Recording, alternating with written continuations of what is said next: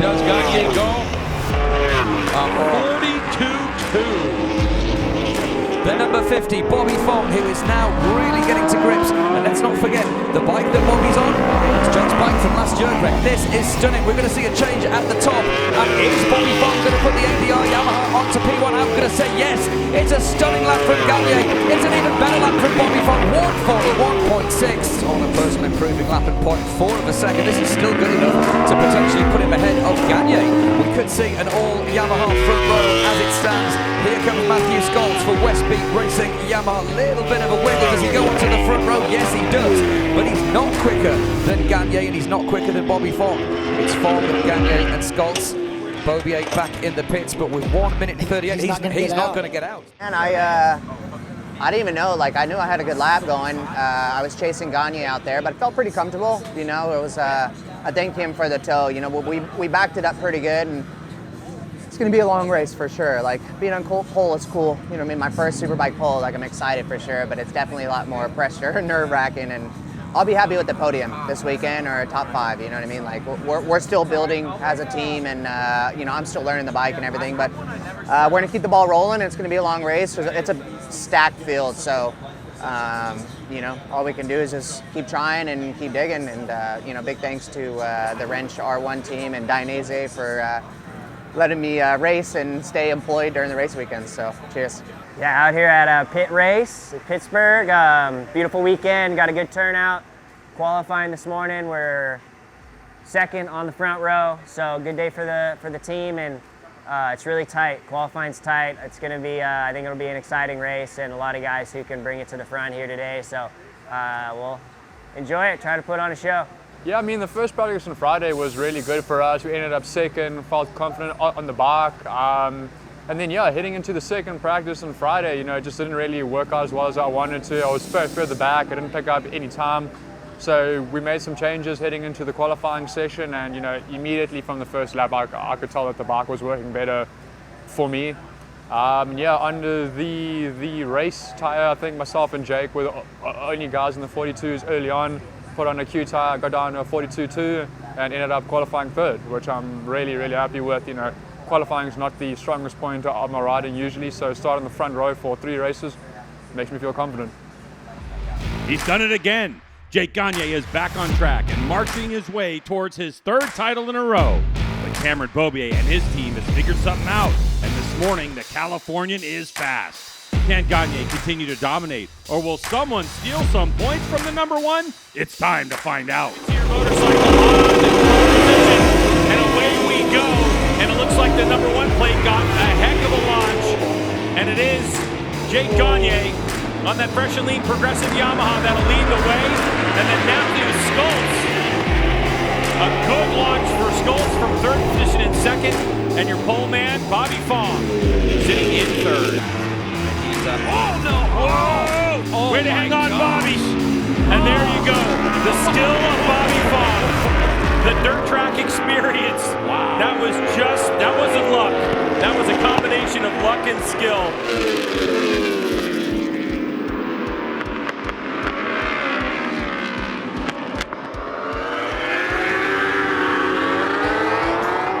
So early in the race to say it's rear tires. Bobier goes up underneath the inside. So there's 2nd place.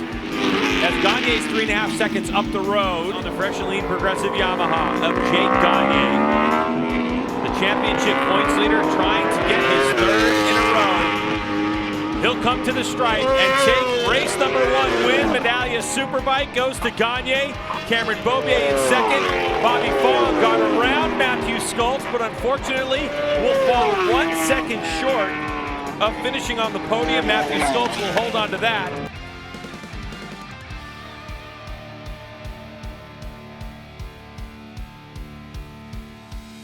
Good day, a little warmer today. Track was hotter than we've had all weekend, but we made some really good progress with the bike overnight into the race today and the qualifying this morning. So yeah, I got off to a good start. So did Scholzy. We were kind of running together in the beginning, and I think with how hot the track felt and the grip was pretty low, but we kind of managed it and just kind of inched away a little more than I expected. Just tried to be smart and bring it home, but I think 2 races tomorrow, so there's a lot up for grabs. So we just got to try to learn as much as we can from the race today, and improve tomorrow a little bit, because everybody else can do the same thing, and it'll be even hotter tomorrow. So I think that'll affect the grip for sure. But good day. Got a decent jump. I wasn't very aggressive in the first corner. Got passed back by a couple guys. Heron got around me first or second lap, and then I was able to run myself into a rhythm, and was able to pick a couple guys off, and yeah, I was able to put a little gap on third and fourth place, Bobby and Maddie, and was feeling pretty good up until probably 7 to go, and I started sliding around pretty good, and they started coming back to me, and so yeah, it was a tough last 5 laps just to secure second, and yeah, we'll roll it into tomorrow, and it was definitely better than yesterday, so yeah, we'll take it. I got a pretty good jump. I was behind Jake. And yeah, I just followed him. I knew he had a pretty good pace. I knew he's been the quickest of the Yamaha boys, and I knew there was a bunch of guys following me, so I was wanting to kind of stick with him and try to open up a little gap. Definitely dropped off a little bit quicker. Out of the 42s, a lot quicker than I would have liked to have been. I kind of thought I'd be able to stay in the low 43s, but dropped to the high 43s, 44s early. Bobier passed me, and then I looked back one lap. It was Farm, Jacobson. I think Heron might have been there too, so I figured I had to do something, change my lines up a little bit. Managed to get back into the 43s, close up to Bobier, and then yeah, with 4 laps to go, I was just surviving, man. I was backing in like crazy, losing the rear into all the corners. So I know that when I flow well, that I'm able to battle for the podium. So when you go back to the pit now, look at data and try and figure out what I was doing differently on those laps that I dipped down into the 43s, and try to do more of that tomorrow. Hey, what's up guys, it's Cam Peterson. We're out here at Pitt Race for day 2. Super stoked to be at the track supporting the boys, and yeah, looking forward to seeing if Jake can get the double done today. And stay tuned, there's going to be some awesome racing, 2 races today, so yeah, lots of action going to be happening, and should be a good day for it.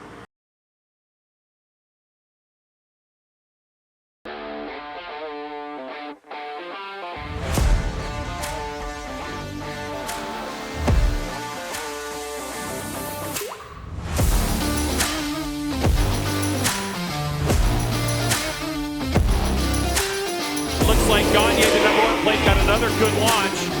Will he lead us into turn number 1? He does. Bobby Fong on the outside. Fong trying to roll around Gagne. A side-by-side they go, heading down to the bottom of the hill. Who's going to have the advantage? And it's Jake Gagne who takes the spot for now. Let's see if everybody falls into line. Josh Heron trying to make a bid for 3rd place around Richie Escalante. So Escalante, or 4th place, he's able to hold off to that. So you have that freshly progressive Yamaha in front of the Wrench Motorcycles Yamaha R1, and then the Westby Racing bike right behind it. And sadly, Bobier got a horrendous start. He's back in 10th. Yeah, Bobby Fong in the dirt, so after a great run for Bobby Fong, turn 3, races around Ashton, so... Oh no! Oh no! Unfortunate! Whoa! Some problem out of the chicane for Ashton Yates. His bike just stopped running. Here we go, another good start. Looked like PJ Jacobson got off the line pretty quick, but it's Jake Gagne. And Escalante is through on Schultz, so not sure where Richie was able to make that pass, but he's going to have to put in a lap here. It's a 5 for Pete. Oh, as Escalante goes down in turn 3. The final corner and the run to the checkers flag, and it's going to be Gagne 2 for 2 at Pitt Race so far this weekend.